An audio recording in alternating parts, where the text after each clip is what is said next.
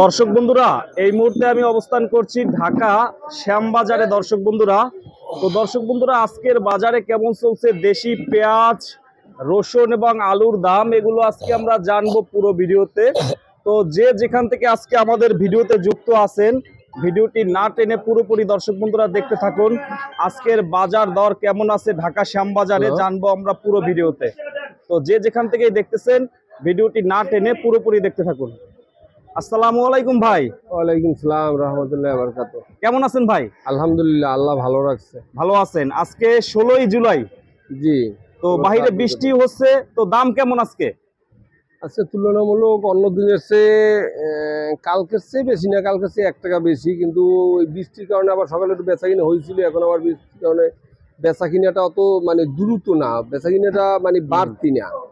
মাল যাই আমদানি হয়েছে বেচা কিনা মোটামুটি আর কি। আচ্ছা আচ্ছা, মোটামুটি। হ্যাঁ, হাটের বাজার হিসেবে এখানে বেচা কিনা আজকে কালকে খুব ভালো থাকার কথা ছিল, তারপরও মাসেরও তো হ্যাঁ মোটামুটি অর্ধেক হয়ে গেছে এই হিসেবে। কিন্তু হাটে যে বাজারটা হইতেছে, বা হাটে 1000 মন মাল যদি আসে তাহলে 1 ঘন্টায় কাটা হয়ে যায়, 2 ঘন্টায়। কিন্তু শ্যামবাজার কিন্তু এরকম সেল হইতেছে না। শ্যামবাজার যদি ওই তুলনায় সেলটা হইতো তা আমার মনে হয় বাজারটা আরেকটু বাড়তো।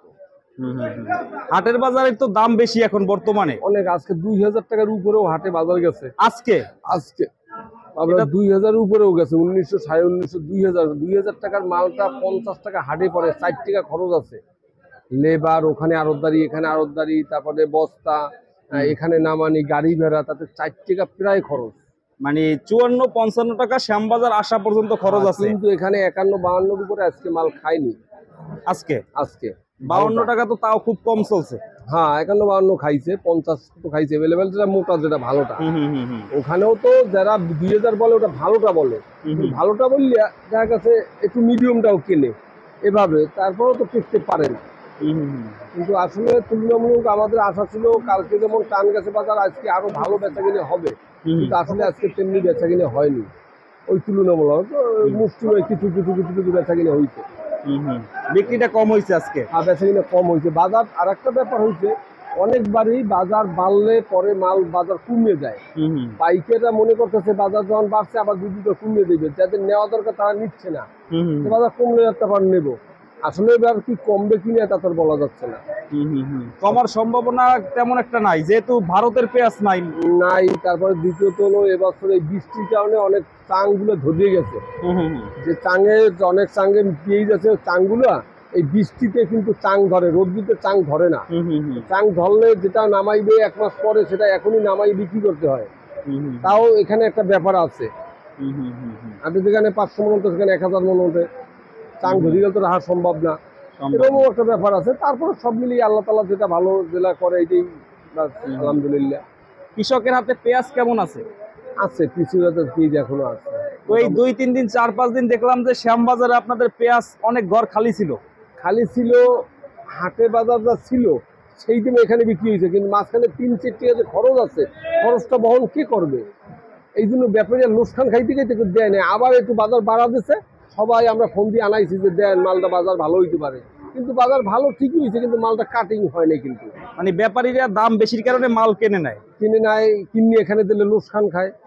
যেই হোক 2 পয়সার আশায় তো করে, এত টাকা খরচ করে আমাদেরকে মাল আনিয়ে দিল, দেখা গেলে এখানে মালটা খাইলো না, 2 দিন পর বাজার কমে গেলে সমস্যা না, তাদের তো টাকা চলে যায়। আমরা তো কমিশনে কাজ করি, কিন্তু আমরা কমিশনে কাজ করি সবাই বোঝে না, খালি ম্যাজিস্ট্রেট এরা আইলেই করে আপনারা সিন্ডিকেটের সাথে জড়িত, যা জিন্দিগিতে অন্য ম্যাজিস্ট্রেট ছাড়া পৃথিবীতে কেউ বলে না যে আরবদারা সিন্ডিকেটের সাথে জড়িত।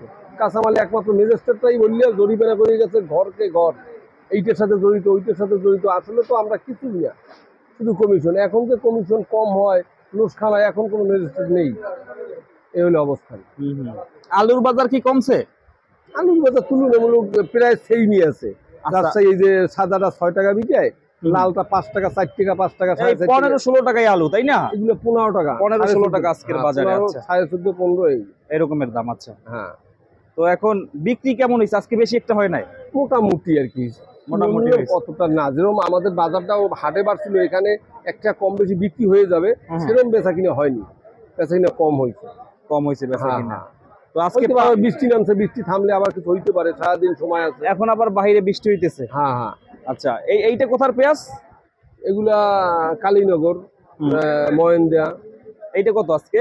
এগুলো আজকে আছে 48 থেকে 50। এটা 48 থেকে 50 টাকা। 50, হ্যাঁ। 50 টাকা করে আজকের বাজারে। আর সবচেয়ে ভালোটা 51-52 টাকা। হ্যাঁ, 51-52 টাকা আজকের বাজারে।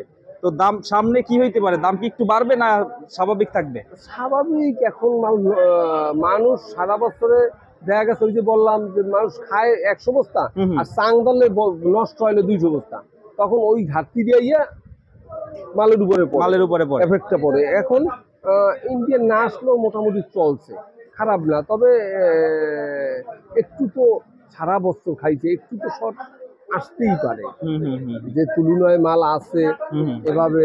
তারপরে যতদিন চলে চলুক না দেশি মাল দিয়া।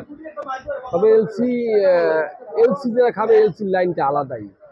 আজীবনী এলসি আসছে, হুম হুম। চলছে, হুম হুম। খাইছে। তো এই মুহূর্তে কি ভারতের পেঁয়াজ কি প্রয়োজন আছে? কারণ যেহেতু একটু সংকটও আছে, পেঁয়াজের কম আসতেছে এখানে। এখন এটার ব্যাপারটা ভিন্ন।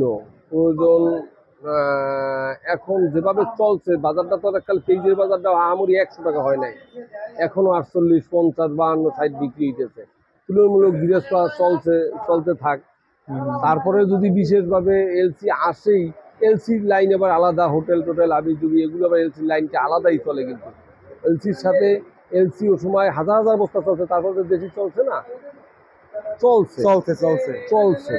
কিন্তু তারপরেও এলসি দেখা গেছে তখন আবার খাওয়াটা একটু বাইরে যাবে। এলসি আসলে আবার খাওয়াটা বাড়বে। হোটেলওয়ালারা এইটা নিয়ে 10 কেজি নেয়, ওটা 50 কেজি নিল। 10 গাড়ি ঢুকলে 10 গাড়ি আবার খাইলেও বেশি। আল্লাহ ভালো জানে কিভাবে কারে খাওয়াই দেবে, কোন জায়গায় কি হবে, সেই ভালো জানে। আচ্ছা আচ্ছা। তো আজকে পেঁয়াজ ভালোই আছে, কালকেও ছিল আপনাদের এখানে। হ্যাঁ, কাজ হচ্ছে। তো আমি দেখলাম যে অন্যান্য ঘরের চেয়ে আপনাদের ঘরে মাল বেশি থাকে। হ্যাঁ, আমাদের সাথে ব্যাপারীর সাথে বা পাইকারের সাথে যতটুকু সহনীয়, যারা যেটুকু দেওয়ার অটুট দেই।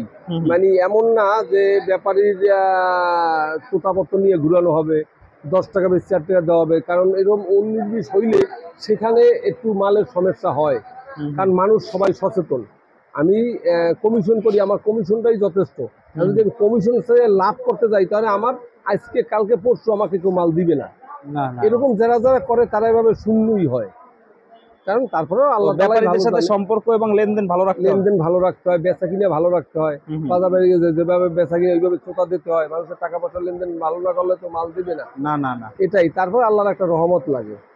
মানুষ কথা আছে না, অনেক পরিশ্রম করে, কারা মাটি কেস করে, কিন্তু তাদের কাজ কষ্ট বেশি। আবার যারা এসি মধ্যে তাদেরও কষ্ট কিন্তু এক ধরনের না, হরেক রকম ধরনের।